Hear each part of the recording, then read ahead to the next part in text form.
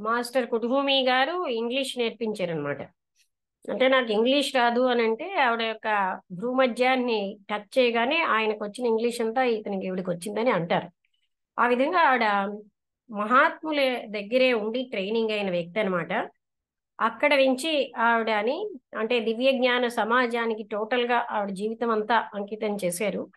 ఇంకా అవ- అక్కడి నుంచి ఆవిడ ఎప్పుడు కూడా సిద్ధులు ప్రదర్శించకపోగా ప్రాక్టికల్ అక్కల్టిజం అనే ఒక పుస్తకంలో ఆత్మవిద్య అనుష్ఠానం అందులో చెప్తారనమాట. ఎన్నో రకాలైన విద్యలు ఉన్నాయి, అందులో ఆత్మవిద్య అన్నిటికంటే శ్రేష్టమైనది. ఆత్మవిద్య అనేది అంటే మిగతా విద్యలు ఎన్నున్నా సరే ఆత్మవిద్య ఉత్కృష్టమైనది అని చెప్పారు. అందులో ఆవిడ ఎంతో కారుణ్యంతో అంటే సామాన్యులకు కూడా పొద్దున్నే నిద్ర లేవండి, లేచిన వెంటనే పక్క మించి లేచిపోండి, అలాంటివన్నీ కూడా నుంచి అన్ని విషయాలు అందులో ఆ చిన్న పుస్తకమే కానీ చాలా విషయాలు బోధపరిచారు. అంటే మనందరికీ ఆత్మవిద్యకి ఏ విధంగా మనం రెడీ అవ్వాలి, ఎప్పుడు కూడా అనంతమైనటువంటి ఆత్మతత్వాన్ని మీదనే మెడిటేట్ చేయమన్నారు. అంతేగాని అంటే ఏదైనా ఒక మామూలు ఇంకేది కాకుండా నిరంతరం ఆత్మతత్వం మీద మెడిటేట్ చేయడం వల్ల మనం ఉన్నత స్థాయికి వస్తామని ఆ విధంగా చాలా చాలా హింట్స్ ఇచ్చారనమాట. అలాగనే కీ టు థియాసఫీ అనే పుస్తకంలో దివ్యజ్ఞాన తాళపు చెవి అందులో ప్రశ్నోత్తరాల ద్వారా అసలు ఒక దివ్యజ్ఞాన సమాజం ఏమిటి, అందులో మనుషులు ఏ రకమైన విధంగా ఉండొచ్చు, ఇవన్నీ మానవాళికి తెలియపరిచారు. ప్రశ్నోత్తరాల్లో అంటే కీ టు థియోసఫీ అని ఆ పుస్తకాన్ని ఆమె ప్రశ్నలు అడిగి ఆమె సమాధానం చెప్తూ ఆ పుస్తకం రాయడం జరిగింది.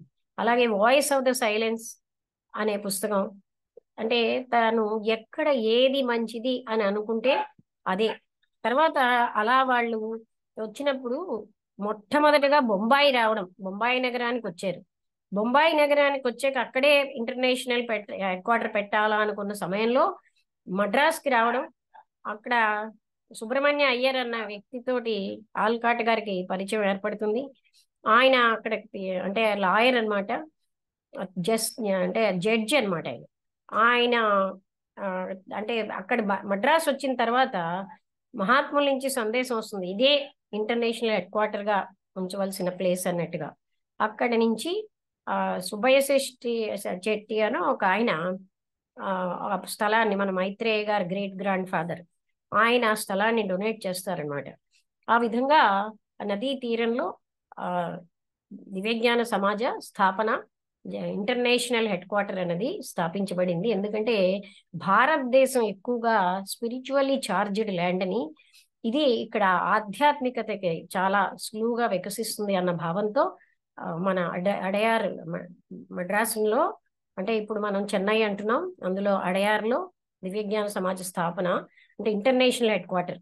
అలాగే మేడం కల్నల్ ఆల్కాట్ గారు అక్కడ అడయార్లో లైబ్రరీని స్థాపించారు. చాలా పెద్ద పెద్ద ఇప్పటికీ కూడా ఎంతో ఆ, ఈ దివ్యజ్ఞాన సమాజం విషయాలు సైంటిఫిక్ థింగ్స్ మీద అలాంటివన్నీ విషయాల మీద రీసెర్చ్ చేసిన వాళ్ళందరికీ కూడా అక్కడ తాళపత్ర గ్రంథాలు కూడా ఉన్నాయన్నమాట.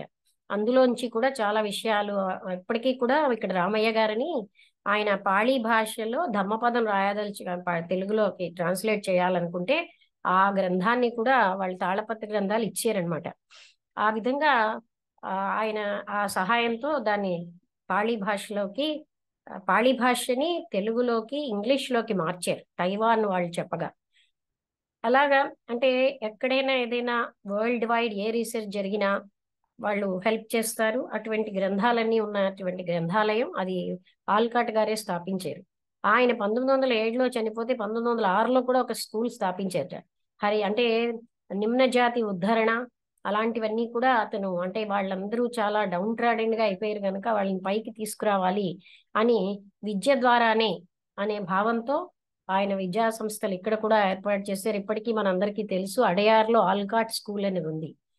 అంటే ఈ విధంగా బాయ్స్ గర్ల్స్ అందరికీ కూడా ఆయన అంటే అక్కడ గర్ల్స్ లేట ఇప్పటికీ కూడాను అని నేను విన్నాను మరి. అయితే ఆ, ఆల్కాట్ గారు ఒక రంగంలోనే కాకుండా అనిబిసెంట్ లాగా చాలా రంగాలలో కృషి చేసిన వ్యక్తి. మతం ఆయన చనిపోయినప్పుడు అనిబిసెంట్ చెప్తారనమాట, ఒకే ప్లాట్ఫామ్ మీద వేద పండితులు వచ్చి ప్రార్థన చేశారు, క్రిస్టియన్ ఫాదర్లు వచ్చి వాళ్ళ ప్రార్థనలు చేస్తారు, జొరాస్ట్రియన్ మత గురువులు వచ్చి చేశారట. అలాగే ఇంకా 5-6 మతాల వాళ్ళు ఒకే ప్లాట్ఫామ్, బుద్ధిస్ట్ మాంగ్స్ వచ్చారు, అందరూ కలిపి ఇన్ని రకాల వాళ్ళు ఒక ప్లాట్ఫామ్ మీదకి రావడం చాలా అరుదని, అటువంటిది చాలా ఆనందదాయకమైందని, అది ఆల్కాట్ గారికే సంభవం అయింది అన్నట్టుగా అనిబిసెంట్ రాస్తారనమాట. ఈ విధంగా అంత గొప్ప సంస్థాపకులు గనుకనే వాళ్ళని ఎంచుకున్నారనమాట. అంటే వాళ్ళ జీవితంలో నిజం చెప్పాలంటే దివ్యజ్ఞాన సమాజ స్థాపనకే పుట్టారు. దివ్యజ్ఞానం అంటే మానవాళి అందరికీ, అంటే వాళ్ళ ఉద్దేశ్యం, మహాత్ముల ఉద్దేశ్యం ఏకమైపోయింది. అందుకోసమని మహాత్ములకి పనిముట్లుగా పనిచేయాలంటే ఇంకా వ్యక్తిగతమైనటువంటి పర్సనాలిటీ అనేది ఉండకూడదు. అప్పుడు మాత్రమే వాళ్ళు టోటల్గా వాళ్ళ శక్తుల్ని మన ద్వారా ప్రవేశపెట్టి వాడుకోగలరు. అందుకే మేడం బ్లవేట్స్కీకి ఎన్నో రకాల సిద్ధులు ఉన్నాయి గనక వాళ్ళు ఎంచుకోలేదు. ఆవిడలో ఉన్నటువంటి నిస్వార్థ సేవాపరత, గురు సేవాపరత, సత్య తపన, ఇవి ఆ లక్షణాలు, అందుకనే ఎంచుకుంటారనమాట. అందుకే ఆవిడ జీవితం అంతా కూడా, అంటే చిట్ట చివరి వరకు ఎన్నో రకాల నిందలు పడ్డారు. కులుంబు దంపతులు అన్న వాళ్ళని ఆవిడే పైకి తీసుకొచ్చారు. కానీ ఆవిడ అక్కడ లేనప్పుడు వాళ్ళేమో ఆవిడ కోసం చాలా దుష్ప్రచారం చేస్తారు. ఆవిడ అన్ని అబద్ధాలే చెప్తోందని, మహాత్ములు అన్న వాళ్ళు లేనే లేరని అంటూ ఓ తెర పెట్టారట. ఆ తెరని ఇటు వెనక నుంచి కదుల్చుతూ ఉంటే అలాగే మహాత్ములు కనిపించారని అలా అబద్ధాల ప్రచారాలు చేస్తారు. కానీ సత్యం ఎప్పుడు సత్యమే కదా. ఆవిడేం పెద్ద ఎఫెక్ట్ అవ్వలే, ఒకసారి కొంచెం ఫీల్ అయినా తర్వాత వదిలేస్తారు. అయితే ఆవిడ అప్పుడులో కొంచెం ఒంట్లో బాగులేక ఇతర కంట్రీస్కి వెళ్తే ఆవిడ ఇక్కడ భారతదేశంలో చనిపోలేదు. కానీ ఆ ఆవిడ ఎవరికైతే హెల్ప్ చేశారో, అంటే కారుణ్యం ఎక్కువ అనమాట. నేను హెల్ప్ చేశాను, వీళ్ళు ఇలా చేశారు అనే అటువంటి ప్రతిఫలాపేక్ష లేని ఆవిడ గనుకనే ఆవిడ ఎప్పుడు మహాత్ముల యొక్క డిక్టేషన్ ప్రకారం వెళ్ళిపోయారు. జీవితకాలం తక్కువగా ఉంది, ఒకసారి అడుగుతారు, నీకు ఇంకా కంప్లీట్ రెస్ట్ అంటే మృత్యు అనమాట, వచ్చేస్తావా లేకపోతే ఇంకా దివ్యజ్ఞాన సమాజ పని అయినటువంటి సీక్రెట్ డాక్టర్ని కంప్లీట్ చేస్తావా అంటే, నేను సీక్రెట్ డాక్టర్నే కంప్లీట్ చేస్తానని ఆవిడ అనడం వల్ల ఆ గ్రంథాన్ని చివరికి చాలా కష్టాలు పడవుతాయి. ఒకసారి అంటారట, నీకు టీ కూడా డబ్బులు లేవు కదా, వాడికి డబ్బులు మేనేజ్మెంట్ రాదుట, ఆ మహాత్ములను అడగొచ్చు కదా అంటే, వాళ్ళకి తెలియదా నా దగ్గర నాకేముందో, నేను అడగక్కర్లేదంటారట. ఆ విధంగా సమర్పణ భావంతో జీవించారు గనుకే అలాగా ఆవిడ, అంటే ఆ కష్టాలని కష్టాలుగా ఫీల్ అవ్వలేదు వీళ్ళిద్దరూ. అంటే దానికి అది ఒక అందరికీ శ్రేయస్సే వాళ్ళ శ్రేయస్సు. అందరూ తర్వాత తర్వాత ఇవన్నీ తెలుసుకుని జీవితాన్ని వాళ్ళు, అంటే జ్ఞానం ఒక్కటే కదండి, నహి జ్ఞానేన సదృశం పవిత్రమిహ విద్యతే అన్నారు. అంటే పవి జ్ఞానంతో సరిసమానమైనటువంటిది ఇంకేమీ లేదు. అటువంటి దాన్ని రాబోయే జనరేషన్స్ కూడా ఇవ్వడం కోసమే దివ్య జ్ఞాన సమాజ స్థాపన అన్నది జరిగింది. ఆ విధంగా వాళ్ళు స్థాపించడం, అది తర్వాత జనరేషన్స్ కి వెళ్ళాలి అనే భావంతో ఎన్నో లెక్చర్స్ ఇవ్వడమే కాకుండా పుస్తకాలు కూడా రాయడం, అవి అలా చేయడం బట్టే ఈనాడు మనకి దివ్య జ్ఞానం అన్నది మనందరికీ అంటే మన రీచ్లోకి వచ్చింది. అటువంటి మహా గొప్ప వాళ్ళని మరొక్కసారి గుర్తు చేసుకునే అవకాశం అనమాట. అంటే మనం తెలిసి నేనేదో త్యాగం చేస్తున్నాను అన్నట్టుగా కాకుండా, త్యాగం చేస్తున్నాం అన్న ఫీలింగే లేకుండా, ఎందుకంటేనండి అప్పుడు అక్కడ పరభావం లేదు, ప్రేమే ఉంటుంది. ఆ ప్రేమలో కర్తృత్వాభిమానం ఉండదు. అలాంటి విధంగా చేశారు గనకే మేడం బ్లవెట్స్కి, కల్నల్ ఆల్కాట్ గారు వాళ్ళ జీవితాన్ని వాళ్ళ కోసం కాకుండా దివ్య జ్ఞానం కోసం అంకితం చేసిన మహాత్ములు అనమాట.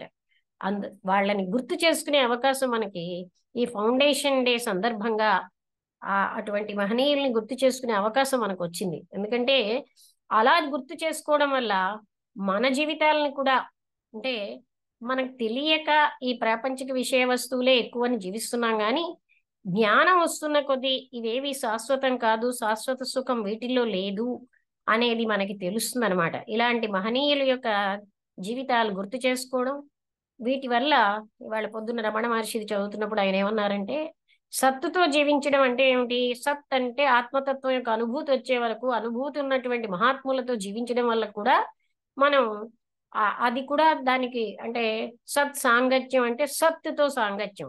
సత్ అంటే ఏంటి, ఆ సెల్ఫ్ రియలైజేషన్ రానంత కాలం రియలైజ్డ్ వ్యక్తులతో జీవించడం వల్ల కూడా మనకి ఏదైతే రియలైజేషన్కి అడ్డులో అవన్నీ పోతాయి. అవి అందువలన మనం ఇలాంటి మహాత్ముల కోసం అంటే జీవితాలు ఒకసారి గుర్తు చేసుకుంటూ ఉంటే వాళ్ళలాగా మనం కూడా మన జీవితాన్ని బాగు చేసుకోవచ్చు అంటే మానవాళి కోసం అంటే కారుణ్యంతో జీవిస్తూ మన జీవితాన్ని కూడా సార్థకత చేసుకోవచ్చు అని ఒక ఇన్స్పిరేషన్ వస్తుంది కనుక ఇలాంటి సందర్భంలోనే మనం వాళ్ళని గుర్తు చేసుకుంటున్నాం. ఫౌండేషన్ డే సందర్భంగా ఫౌండర్స్ ఎంత కష్టపడ్డా ఆనందంగా కష్టపడ్డారు, అది మనం గ్రహించాల్సిన విషయం. ఓకే అండి, ఇక్కడితో నేను ముగిస్తున్నాను. ఇంకెవరైనా ప్రశ్నలు అడిగితే అడగొచ్చు.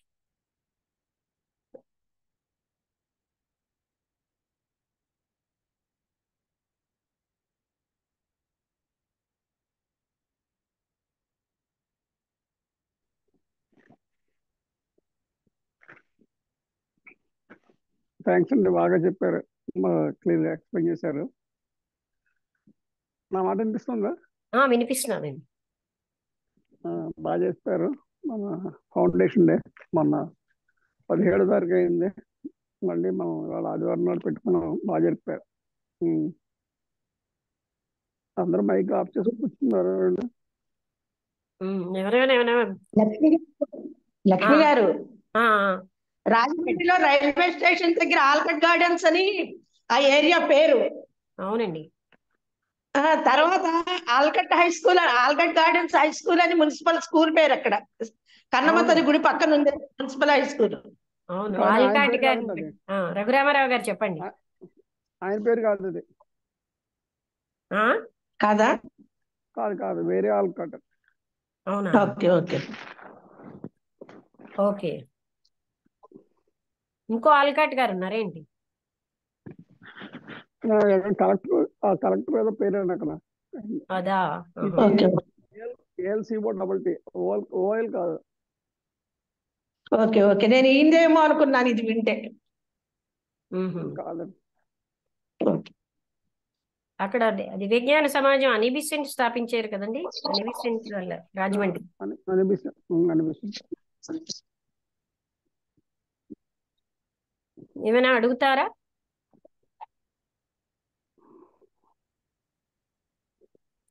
కృష్ణ ఎవరు? శ్రీకృష్ణ ఎవరండి? సాయి కృష్ణ. సాయి కృష్ణ.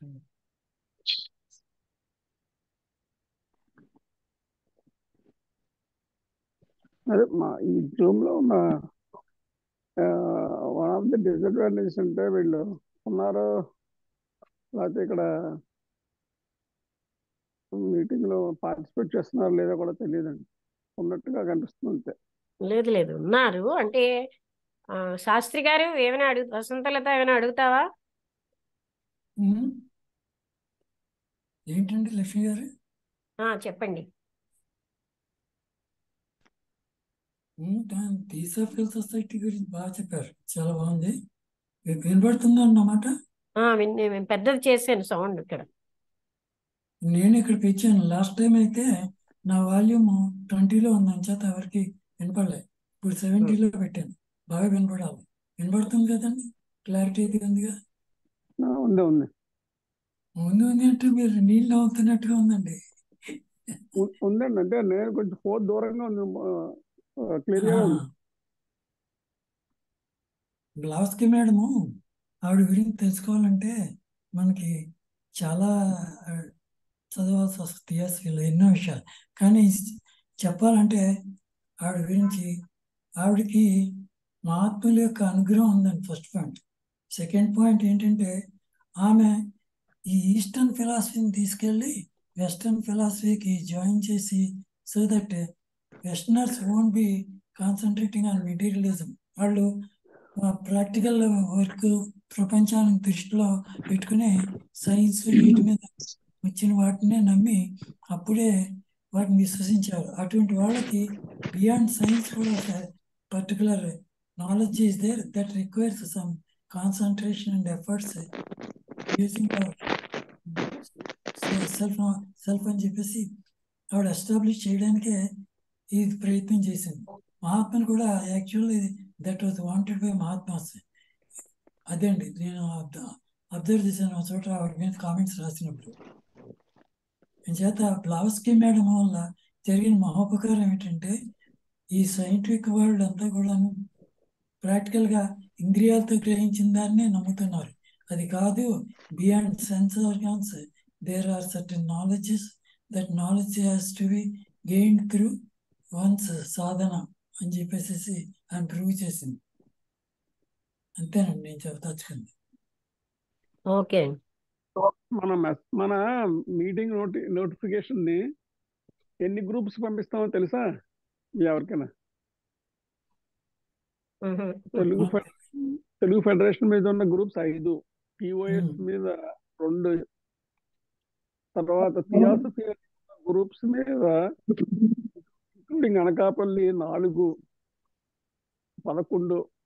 11 వైభస్మత్మను పెద్దాపురం, తర్వాత విజయనగరం 14, కాకినాడ 3, 17, దగ్గర 20 గ్రూపులు పంపిస్తాను. ఇప్పుడు మనకి ఎలా ఉందంటే గ్రూప్స్ ఎక్కువైనాయి, కానీ ఏ గ్రూప్ ఆ గ్రూపే ఇండివిజువలిజంతో ఫీల్ అవుతున్నారు. అలా కాకుండా they must come forward to become one so that everybody can share. ఇప్పుడు మాకు విజయవాడ వీళ్ళది చూస్తున్నాం, ఎవరిది జిడి కృష్ణమూర్తి గారిది. ఆ గ్రూప్ ఎలా ఉంటుందంటే they want us to share our opinion. There will be no contradiction or anything. Just whatever you understand they will share with you. And it is for you to accept or reject. You need not refute anything. అలా ఉండాలి మనకి. ఇక్కడ ఎలా కాదండి, ఉంటుందంటే ఈ ఎవరికి groups ఎందుకు వాళ్ళే పెట్టామంటే అలాగే ఈ గ్రూప్స్ ఎందుకు పెట్టామంటే Telugu federation presidents largest secretaries ఒక గ్రూప్ ఉంటుంది, కౌన్సిల్ మెంబర్స్ ఒకటి, ఎగ్జిక్యూటివ్ కమిటీకి ఒకటి, తెలుగు ఫెడరేషన్ లెక్చరర్స్ ఒకటి, తెలుగు ఫెడరేషన్ జనరల్ గ్రూప్. 5 గ్రూపులు ఎందుకున్నాయంటే 5 కంబైన్ చేయడం కుదరదండి. దాని స్పెసిఫిక్ పర్పసెస్ లో పెట్టవలసిన అవసరం అది. సో ఎగ్జిక్యూటివ్ కమిటీ గ్రూప్ వేరు, అది ఫెడరేషన్ ఎంటైర్లీ సెక్రటరీస్. డిఫరెంట్ అండి. ఇది ఇక్కడ నేను అనేది ఏంటంటే irrespective of groups everybody has to come and share his opinion. అప్పుడే అవుతుందంటే నాలెడ్జ్ భార్గవి గారు, శ్రీనివాస్ గారు, ఇంకెవరైనా ఏమైనా, వసంతలత ఏమైనా మాట్లాడతావా? అనుపమ గారు.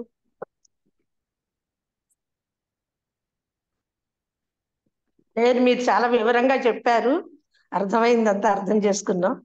ప్రశ్నించడానికి ఏం లేదు ఇంకా నాకైతే. సాయి కృష్ణ గారు. Good afternoon madam. సరే, గుడ్ ఆఫ్టర్నూన్. చెప్పండి. చెప్పండి. మీరేమైనా అడుగుతారా? మీరేమైనా జోడిస్తారా? అడుగుతారా? లేదు మేడం, పర్వాలేదు, డౌట్స్ ఏం లేవు. అసలు సాయి కృష్ణ గారు ఒకటి అడగచ్చా మిమ్మల్ని? సాయి కృష్ణ గారు సార్ చెప్పండి సార్. ఇంతకుముందు మీరు దివ్య జ్ఞానం గురించి ఏమైనా పుస్తకాలు చదివారా? కొంచెం బేసిక్స్ ఐడియా ఉందండి. బేసిక్ ఐడియా అంటే మీరు షేర్ చేయండి. మీ ఎటువంటి ఐడియాస్ ఉన్నాయి మీకు? ఏం అక్కర్లేదు, మీకు తెలిసింది చెప్పండి చాలంతే. అంటే అదే అనేదండి, లవింగ్ నేచర్ ఉండాలి. మనం సొసైటీలో ఉన్నప్పుడు ఎవరితోనే సరే బ్రదర్హుడ్ అనేది మెయింటైన్ చేయాలి. First basic. ఎవరితో కోపం కానీ ఇట్లాంటివన్నీ ఉండకూడదు. కేవలం మన ఇగ్నోరెన్స్ వల్ల మనకి మిత్రులైన శత్రువులైన ఏర్పడేది. సో ఎవరితోనే మంచిగా ఉంటే కనుక మన మోటో అయిన యూనివర్సల్ బ్రదర్హుడ్ మనం స్థాపించాలి. అయితే మరి అలా అవడానికి మనం ఏం చేయాలండి? వీళ్ళ ఫుడ్ స్టెప్స్ లో నడవటే నేను ప్రాక్టీస్ చేయాలి. ఇప్పుడు బ్లావర్స్కి గారు కావచ్చు, హెచ్ఎస్ వాల్బర్ట్ గారు కావచ్చు, వీళ్ళందరూ ఉన్నారు కదా. అడుగుతున్నావా? నేను అడగలేదు, కానీ చాలా బాగున్నది, విన్నాను. ఇద్దరి జీవిత చరిత్రలు ఎంతో ఇన్స్పిరేషనల్ గా ఎన్నిసార్లు విన్నా ఇంకా వినాలని అనిపించేటట్టుగా ఉంది. మనలాంటి అంటే నాలాంటి వాళ్ళ ఏమైనా స్వార్థంగా ఉండే మనుషులకి అది గొప్ప గైడెన్స్. అలాంటి వాళ్ళ చరిత్రలు వింటూ ఉంటే మనం ఎంత లో లెవెల్లో ఉన్నామా అనిపిస్తుంది. మనం ఎంత ఎదగాలి.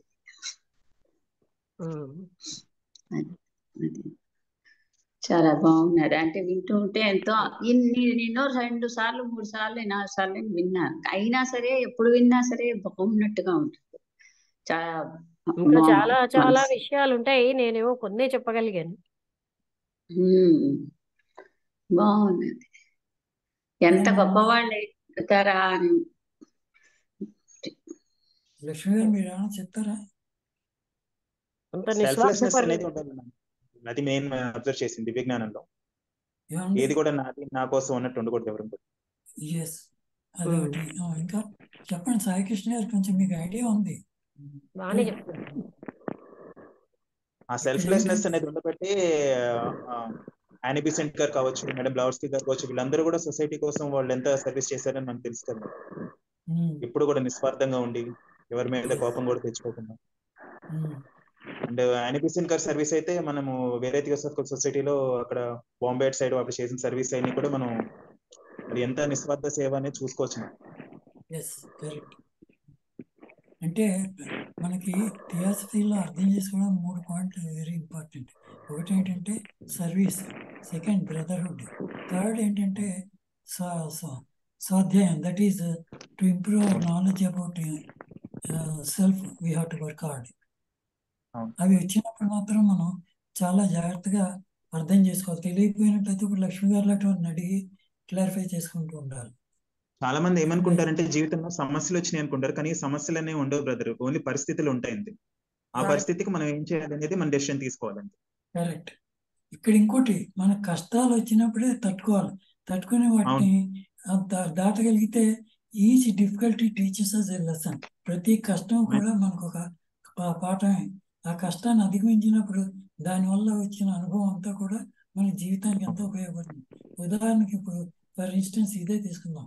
మీరు మొట్టమొదటి ఏమన్నారు, హెజిటేట్ చేశారు.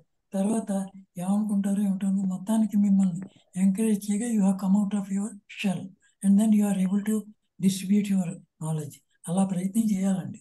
ఎవరైనా అంతే, మీరైనా నేనైనా ఎవరైనా అంత చేయాలి. అలా చేయగలిగినప్పుడే మీలో ఉన్నటువంటి జ్ఞానం బయటకు వస్తుంది. అప్పుడు మీకు కూడా తెలుస్తుంది, ఏమిటి ఇంతేనా నాకు తెలిసింది, ఇంకా ఏం తెలుసుకోవాలి అని చెప్పేసి ఒక ఆతృత మీలో కలుగుతుంది. ఎప్పుడైతే ఆతృత కలిగిందో జిజ్ఞాస మీలో బయలుదేరుతుంది. ఆ జిజ్ఞాస బయలుదేరడంతో మీరు కొన్ని పుస్తకాలు, వాళ్ళ యొక్క లైఫ్ హిస్టరీస్, బయోగ్రఫీస్ అన్ని చదవడం వల్ల ఎంతో మేలు జరుగుతుంటుంది. డివి శ్రీనివాస్ గారు, మీరు ఎక్కడి నుంచి? సాయికృష్ణ గారు ఎక్కడి నుంచి అండి? సాయికృష్ణ గారు ఎవరు? సార్ చెప్పండి. మీరు ఎవరి నుంచి? హలో, మీరు ఎక్కడి నుంచి వచ్చారు సాయికృష్ణ గారు? నేను ఆర్టీఎఫ్ మెంబర్ అండి, రాయలసీమ థియోసఫికల్ ఫెడరేషన్ ఉంది కదా. Very good. అని చెప్తే చెప్పగలుగుతున్నారు ఇవన్నీ. అంటే ఏ ఊళ్ళో, ఏ ఊరు? హైదరాబాద్ మల్కాజ్గిరి ఐడియా ఉంది కదండి మీకు, విజయనగర్ లాడ్జ్ అని అక్కడ. తెలుసు. ఆ లాడ్జ్ మెంబర్ నేను. Okay okay. మన రాజమండ్రి ఫెడరేషన్ మెంబర్ ఉన్నారు కదా కేవీ రఘురామ్ గారు, ఆయన పరిచయం చేశారండి Telugu federation. Okay okay, welcome.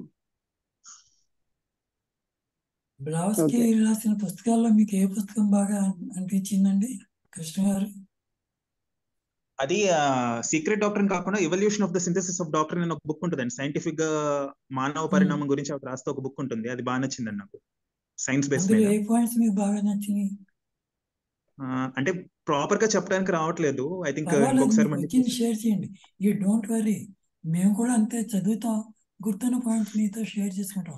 అలాగే మీరు షేర్ చేసుకోండి. అంటే పరిణామ క్రమంలో మనిషి తనను తాను ఎట్లా మార్చుకుంటా ఉండాలి, అసలు మనిషి ఆరంభం ఎట్లయింది, ఆరిజిన్ ఎట్లయింది, అట్లా దాని మీద ఆ పాయింట్స్ అన్ని నాకు బాగా ఆకట్టుకున్నాయండి ఆ బుక్ లో. ఇంకోటి యూనిటరీ లాడ్జ్ ఆఫ్ తీసా ఫెస్టివల్ యొక్క స్పీచ్ నేను ఈ మధ్యన విన్నాను. అందులో ఆయన ఎంత చక్కగా సైంటిఫిక్ ఎక్స్ప్లెనేషన్స్ ఇచ్చుకొచ్చారు వాళ్ళు, చాలా బాగా. అవి అంటే ఏంటి, there is no discrimination between science and philosophy, theosophy. Only thing is there must be some coordination between two branches. When there is coordination between these two branches, we will understand there is no difference between what science expresses logically, whereas theosophy expresses using spiritual knowledge. Spiritual knowledge అందరికీ రావాలంటే అది కొంచెం సాధన కావాలి. ఆ సాధన వస్తే కానీ ఆ స్టేట్కి రీచ్ అవ్వాలి.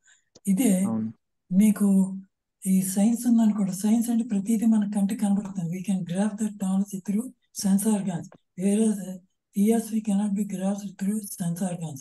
ఇంగ్లీష్ లో ఒక కొటేషన్ కూడా ఉంటుంది కదా sir, where science and there spirituality starts అని చెప్పి. yes you are right. అలాగా మనం చదవగా మనకి వంట పడడం మొదలు పెడుతుంది. ఒక చోట అంటే లెడ్బిటరీ రాసిన పుస్తకంలో ఒక చోట ఏమంటారంటే, లెడ్బిటరీ సజెషన్ కూడా ఉంది అందులో. Each book has to B red 7 times so that we will develop a deeper understanding about what is written and what the masters wanted us to learn. అలా ఉంటుందండి. అంచేత యూ అదే. Don't feel shy, please express what you feel about theosophy. Wear science and spiritual starts అన్నప్పుడు ప్రస్తుతం అంతా సైన్సే కాబట్టి spirituality ఇంకా start అవ్వలేదు. స్పిరిచువల్ స్టార్ట్ అవ్వాలంటే సార్ అది మనిషి అంతరంగంలో మార్పు రావాలి, కాన్షియస్నెస్ లో మార్పు రావాలి. కాన్షియస్నెస్ లో ఎప్పుడు మార్పు వస్తుంది?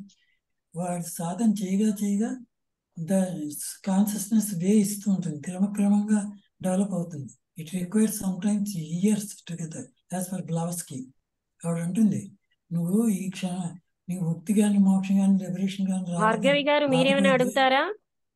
ఏమండి? భార్గవి గారు, షీ ఈజ్ ఏ రీసెర్చ్. అమ్మగారు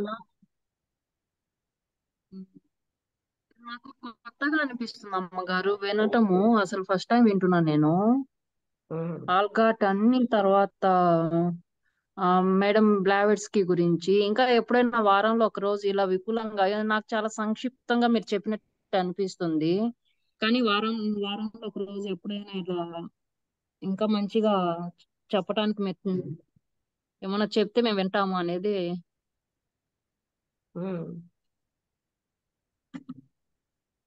మేడం గారు మనకి మీరు ఒక ప్రేయర్ ఉంటుందండి, ప్రశ్నించాలండి. యానీ బెసెంట్ గారిది.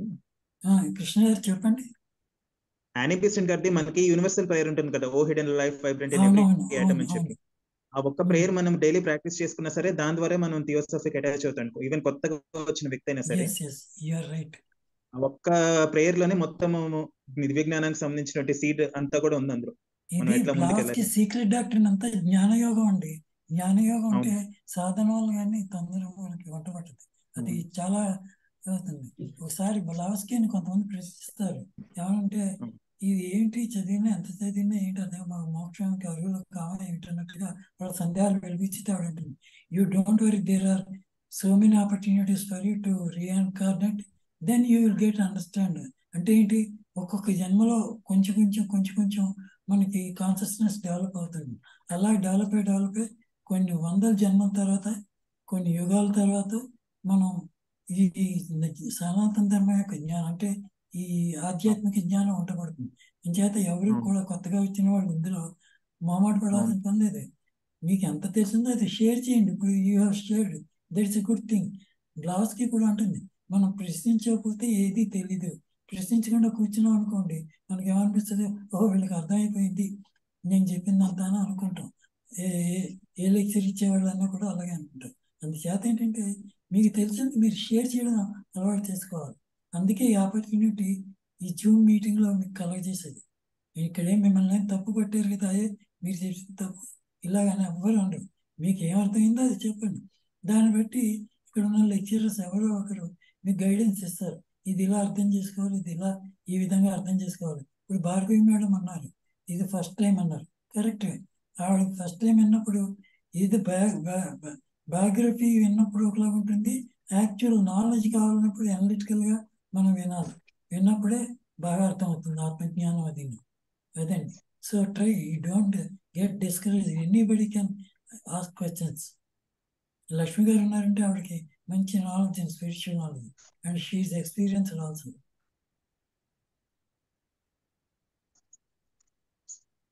టైం ఎంత ఉందండి? టైం ఉన్నది ఇంకా.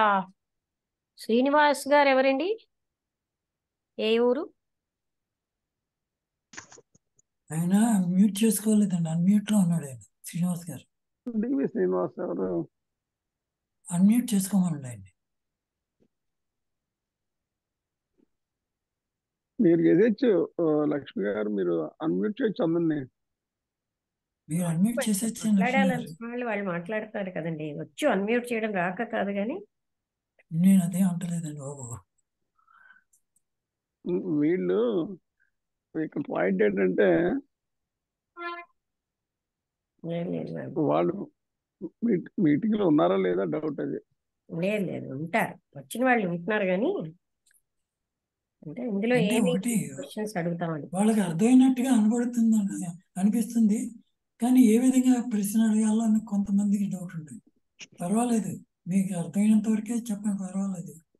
లక్ష్మి గారు ఉన్నారు కదా, ఆవిడ కరెక్ట్ చేస్తారు. She is a teacher for me also. నాకు క్వశ్చన్ ఉన్నది. నా పేరు వసంత. అడిగి మరి ఇంత ముఖ్యమైనటువంటి థియోసాఫికల్ సొసైటీ గురించి విషయం, ఇన్ఫర్మేషన్, అంటే వాటి తాలూకా సారం, ఇది ఎక్కువ మందికి ఏమి తెలియదు. ఈ జనరేషన్ లో ఎవరికి ఎక్కువ తెలియదు.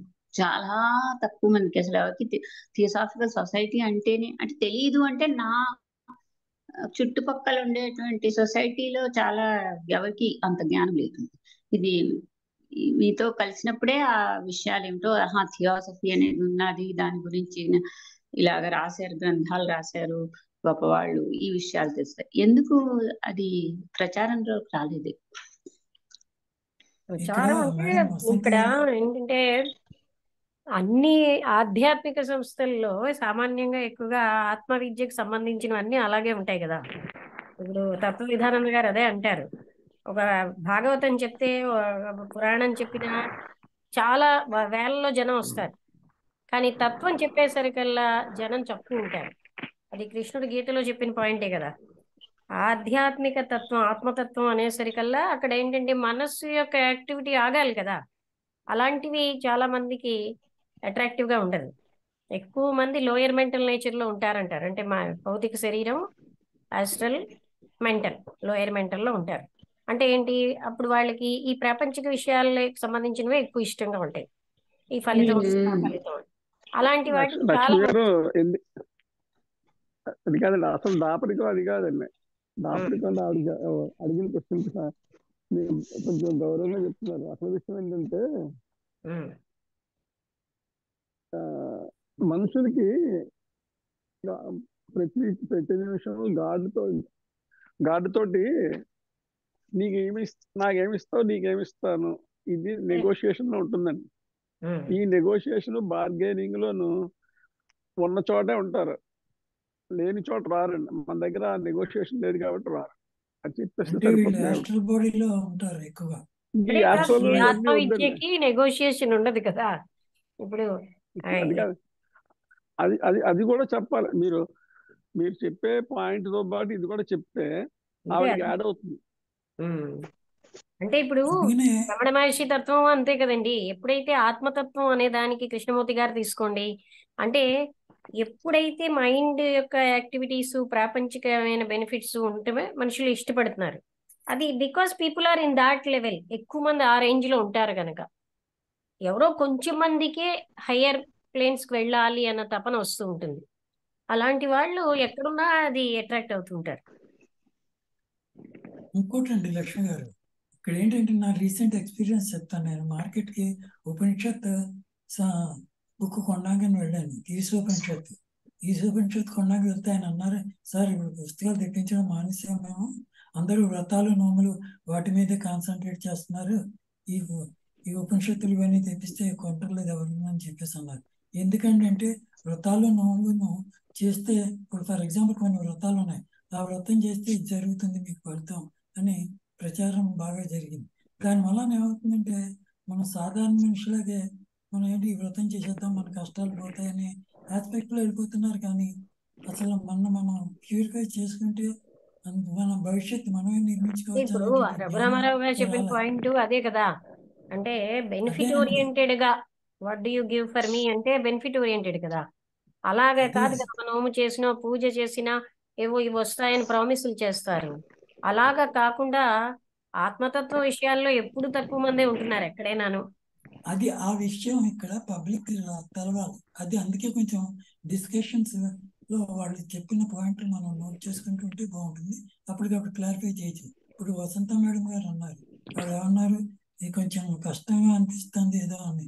ఇక్కడ ఏంటంటే మనం మేడం, మనం ఏదైనా వ్రతాలు కానీ నోవులు కానీ ఇవన్నీ చేస్తే, పూజలు ఇవన్నీ ఎవరిని తప్పు పట్టాలి. థియోసాఫికల్ సొసైటీ క్లియర్ గా పాలసీ ఏంటంటే ఓన్లీ 3 things: సోదరభావం. అంటే అలాంటి సంస్థలు ఎన్నో ఉన్నాయి కదండి ఇలాగే, ఏమి వ్రతాలు నోములు లేనివి. అయితే ఇప్పుడు ఫర్ ఎగ్జాంపుల్ సహజ యోగా ఉంది, వాళ్ళు వందలు వేలు వెళ్తారు. అలాగా అది కూడా మరి అలాంటిదే కదా. అయితే అనే పాయింట్ అంటే ఇక్కడ వాళ్ళకి వాళ్ళ పెర్సెప్షన్ లెవెల్లో ఉన్న వాటికి వెళ్తున్నారు, అట్రాక్ట్ అవుతున్నారు.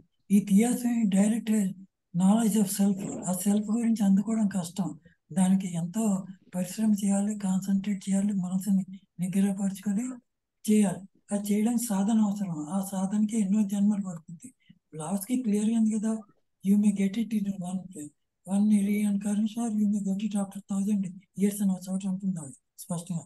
చేత మనం రిజల్ట్ గురించి కాకుండా మనం ఏం తెలుసుకోగలిగాము, నా ఆత్మతత్వం ఏమిటి, నా తత్వం ఏంటి, మనకు మనం ఇక్కడ వ్యక్తిగతంగా వ్యక్తి తనంతా తను జ్ఞానం తెలుసుకోవడం, తన సెల్ఫ్ గురించి. ఆ సెల్ఫ్ ని ఇంప్రూవ్ చేసుకోగలిగినప్పుడు మాత్రమే ఇది ఇంకా సాధ్యం. 4 minutes ఉంది. అంటే ఇప్పుడు శాస్త్రి గారు చెప్పినట్టుగా కొన్ని 100 సంవత్సరాలు జన్మెత్తాలంటే దానికే భయపడి రావట్లేదు. అది ఏంటండి? చెప్పడం లేదు కదా, అది అన్ని కొన్ని చోట్ల కొన్ని చెప్పబడింది, వందల ఇక్కడే కదా విషయం.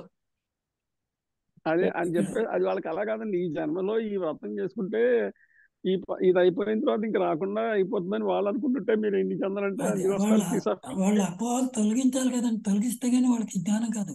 ఇప్పుడు you can build your own future అని చాలా బ్రహ్మకుమారిస్లో ఉన్నది, రామకృష్ణ మిషన్లో ఉన్నది. You are the creator of your own future అని చెప్పేసి అంటారు. ఇక్కడ కూడా ఎందుకంటున్నారు? చెప్తారు కదండి, man is his own law maker అని. ఎవరికి వాళ్లే కదా. అందుచేత ఏంటంటే మనం ఎప్పుడైతే మనం సెల్ఫ్ నాలెడ్జ్ డెవలప్ చేసుకుంటామో అప్పుడు మాత్రమే ఇది మనకి సాధ్యం. దీనికి ఏంటంటే క్రియాయోగం అని చెప్పేసి ఉంది. అది మనకి ఇందులో పతంజలి యోగ శాస్త్రం అష్టాంగ మార్గం ఉంది. అష్టాంగ మార్గంలో యమం, నియమం, ఆసనం, ప్రాణాయామం, ప్రత్యాహారం, ఈ 5 points ఏం చేస్తుంది? ఫిజికల్ బాడీని కంట్రోల్ చేయడానికి, ప్యూరిఫై చేసుకోవడానికి. తను అడిగిన ప్రశ్న ఒక థియోసాఫికల్ సొసైటీవే కాదండి, ఇలాంటి సొసైటీలు అన్ని ఇలాగే చాలా లింక్ అయి ఉంటాయి. అవి వారికి కొంచెం చెప్తే అర్థమవుతుంది. దాన్ని బట్టి లేదు. వసంతలతకి థియోసఫీతో టచ్ ఉంది. వై షీజ్ ఆస్కింగ్ అంటే ఎందుకు అంత ప్రచారం లేదు అని కదా. అంటే మేము చాలా ఇప్పుడు టైం ఎంత ఉంది చెప్పండి. 3 minutes. Actually we don't expect the result కదా madam. yes, we are not time expecting. ఎంత ఉందండి? 2 minutes, 10.5 minutes. చెప్పండి. మన పని మనం చేసుకుంటూ వెళ్ళిపోతాం కానీ ఆ రిజల్ట్ అనేది ఎక్స్పెక్ట్ చేయం కదా. మన దగ్గర ఎంతమంది వచ్చారు, ఎంతమంది వెళ్ళారు బయట సంస్థలాగా. అవునండి, అది అలా వెళ్తున్నప్పుడే మనకి పని అవుతుంది. అవును. నేను చెప్పేది ఏంటంటే శాస్త్రి గారు చెప్పినట్టుగా 100 జన్మలు లేవు.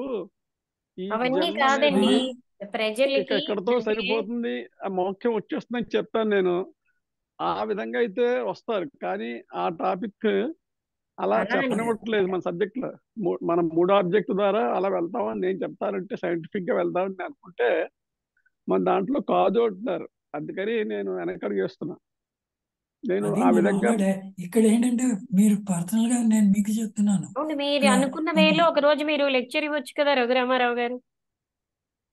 చూస్తున్నాను, మిమ్మల్ని అందరూ స్టడీ చేస్తున్నాను, ఇస్తాను ఒక రోజు ఇస్తాను. ఎందుకంటే తెలుస్తుంది కదా, చెప్తాను నేను కూడా ఒక రోజు. చెప్పినప్పుడు కంటే క్లియర్ గా this is the thing what you are conveying అన్నది మాకు తెలియాలి. ఇప్పుడు ఇలాగే జరగాలి. ఇలా జరిగితే కొంతమంది బయటకు వచ్చారు. అంత పరిపక్వమైన అనంతత్వాన్ని మనం తెలుసుకోలేం. సైన్స్ ఈజ్ ఆల్సో పరిమితమైనదే కదా, అంటే ఇంకా మెటీరియల్ తో సంబంధించింది. లేదు చెప్తాను వస్తానండి. ఎందుకంటే I will put trust all these things. అంటే ఈ రోజు మొత్తున్న రమణ మహర్షి అంటారు, ఒక సైంటిస్ట్ ఒకటి గమనించే అనుకోండి, it's still in the range of the material thing, above material కదా, బియాండ్ దిస్ వరల్డ్ అనే దానికి మనం వెళ్తున్నప్పుడు ఈ మెటీరియల్ కి పరిమితమైన దాంతో దాన్ని పట్టుకోలేము.